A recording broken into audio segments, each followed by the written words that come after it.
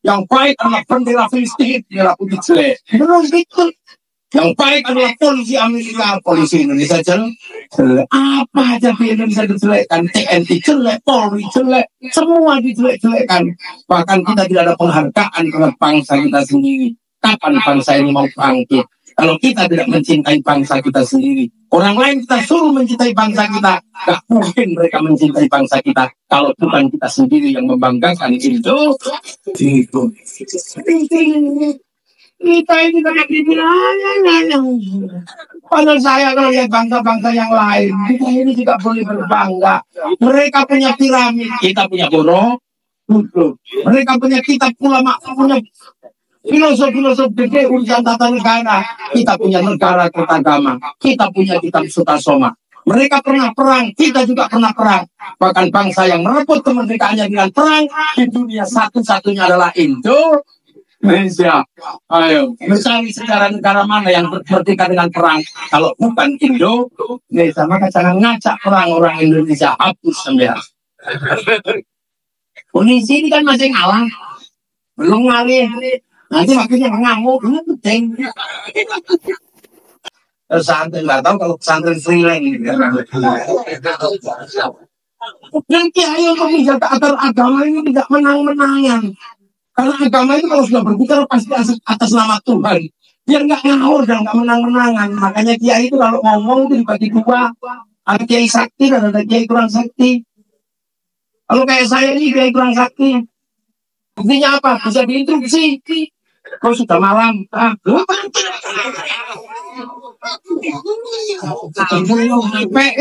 lah. Tapi ada kiai yang sakti. Siapa anjingan yang paling sakti? Anjingan atau kiai yang sudah khotbah cuma itu paling sakti, nggak ada orang berani.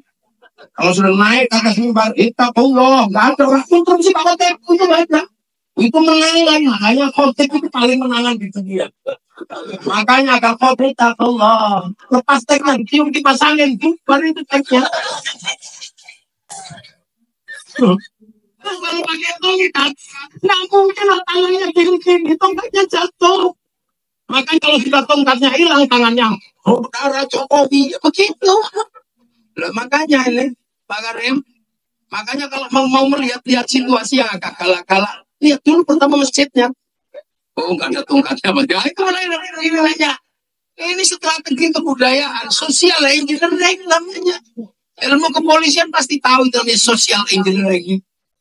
Loh, itu ini cara menjaga agama, makanya kiri itu setiap hari ini kan juga ilmu kiai. Kalau sampai bikin istiqosah itu ilmu kiai. Ya, makanya rukun ini. Terus setiap hari. Makanya negara itu kalau kesempatan, dia lihat ya. Kalau nggak tahu siapa yang lain. Kenapa? Karena kiai itu setiap hari ini buang begini. Saya tadi malam ketemu dengan Pondok Pesantren Alhamdulillah di Bandung Barat. Siang tadi di Nagrek. Malam ini di sini. Besok pagi di Lampung. Tiap hari. Itu makanya dengan adanya para kiai enak. Karena umat terkondisikan. Agama terjaga, kerukunan terjaga. Nggak sanggup. Makanya Islam di Indonesia itu indah. Karena apa? Tidak ditanggung negara. Manusianya nanggung, negaranya menanggung apa? Keamanan bangsa dan negara. Makanya polisi digaji negara, TNI digaji negara, tanggung keamanan bangsa dan negara. Urusan agama kita yang urus, kita urus setiap hari dengan mengeluarkan anggaran masing-masing. Fakir miskin dan terlantar dipelihara oleh kiainya. Nah itu makanya saya nggak pernah. Jadi makanya enak. Nah, makanya Indonesia kalau ada apa-apa nggak pernah sampai jebol. Timur Tengah karena agama itu ditanggung negara. Begitu negaranya lupa nanggung agama, negaranya jebol lewat agama Indonesia kan tenang. Polisi ngurusi Hizbut Tahrir susah karena nggak ngerti. Maka ada juga polisi yang ikut Hizbut Tahrir karena nggak ngerti. Ngaji malu, ada kiai akhirnya closing. Nggak ketemu yang model gitu. Ada ini juga ada karena begitu makanya ya enak. Ada siswa tahrir, ini bendera tahrir. Ya itu, apa polisi gedung. Jangan-jangan beneran itu bendera tahrir. Itu bendera Hizbut Tahrir. Lu kalau kamu anti la ilaha illallah. Enggak, aku tahlilan ya la ilaha illallah. Aku anti bendera PKI Palu Arit, tapi kalau kami ke sawah pakai arit, begitu kalau pakai palu itu enak ya. Ini awas bahaya Syiah. Ya ini maksudnya bahasa. Tidak sembahyang, tidak puasa, dalam kubur dapat siksa. Kok pakai nama Siti Aisyah di mana? Kita tidak sembahyang, tidak puasa, kok nama Siti Aisyah? Siti Aisyah tidak istri Rasul. Ini pasti lebih Syiah daripada Syiah. Enggak, itu bukan Siti Aisyah istri Rasulullah. Itu Siti Aisyah orang kafir, orang kafir. Ada corona, negara yang lain sibuk ngurus corona. Negara kita, masyarakat kiai nggak usah Jumatan. Kiainya pidato, coba kalau isi yang orang Jumatan, bisa dikejar sama orang Jumatan. Tapi karena kiainya aku yang mau tadi, kita untuk sementara Jumatan istirahat. Cocok.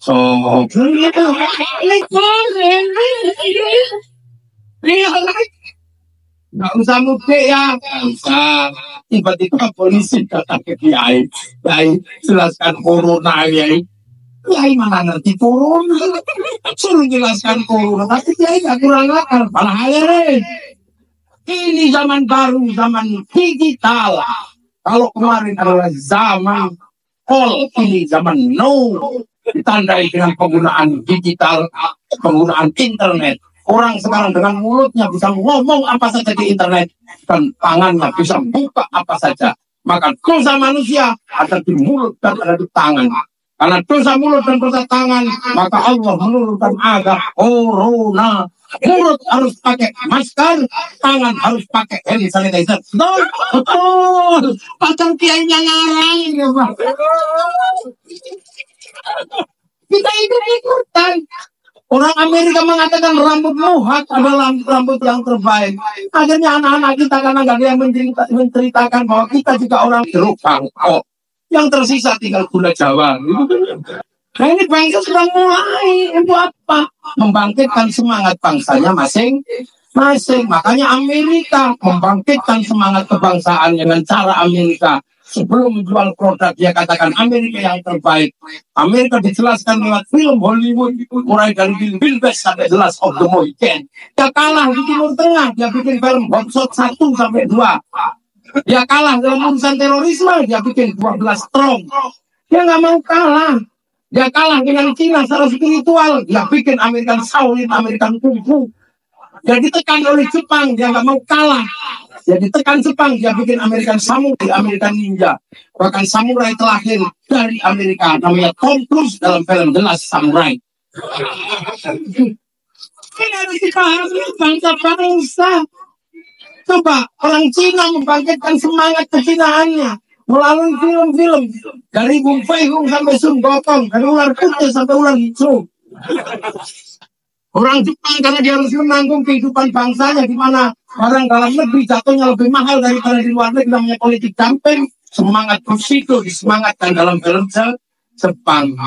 Perang rezim Tokugawa dan restorasi Meiji, perang seperti tahun 45, bunuh-bunuhan sesama anak bangsa.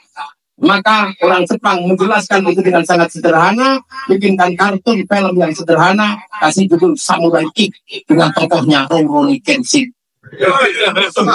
Mereka bangun kebangsaannya. Malaysia nggak boleh lagi ada konflik antar suku dan antar ras. Maka Malaysia membangun kebersamaan, kembalikan Malaysia pada generasi milenial Si Upin dan Si Ipin. Si Upin dan Si Ipin nggak boleh lupa bahwa Malaysia tidak boleh ribut dengan anak-anak India. Kenalkan tokoh kecil namanya Churchill. Dia nggak boleh ribut dengan anak-anak Cina. Kenalkan tokoh kecil namanya Mei Mei. Jangan sampai ribut dengan anak-anak Indonesia. Kenalkan tokoh kecil namanya Susan. Susan itu cara mereka membangun bangsa. Kita setiap hari yang baik adalah bendera Filistin, bendera putih jelek. Terus gitu. Yang baik adalah polisi Amerika, polisi Indonesia jelek. Apa aja di Indonesia dijelekkan, TNI jelek, Polri jelek, semua dijelek-jelekkan. Bahkan kita tidak ada penghargaan kepada bangsa kita sendiri. Kapan bangsa ini mau bangkit? Kalau kita tidak mencintai bangsa kita sendiri, orang lain kita suruh mencintai bangsa kita, gak mungkin mereka mencintai bangsa kita kalau bukan kita sendiri yang membanggakan itu. Kita ini tidak dibilang. Pada saya kalau lihat bangsa-bangsa yang lain, kita ini juga boleh berbangga.